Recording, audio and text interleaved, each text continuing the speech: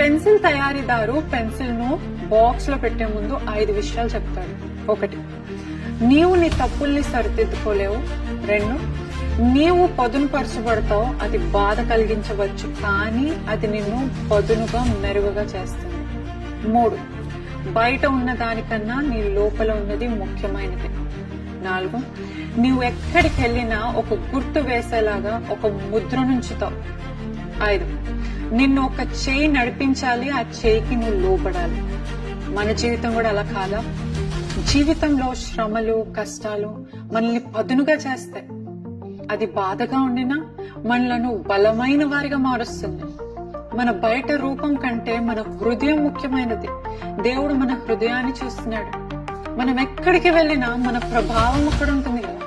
అది మంచి కావాలంటే మనం దేవుని చేతికి లోబడి దేవుని చేయి మనలను నడిపించినప్పుడు మాత్రమే మన నిజమైన ఉద్దేశాన్ని నెరవేర్చగలం. యెషయా 64:8 ఇలా ఉంది, యెహోవా నీవు మాకు తండ్రివి, మేము జిగటం అన్నాం. నీవు మాకు కుమ్మరి వాడవు, మేమందరము నీ చేతి పని అయి ఉన్నాం.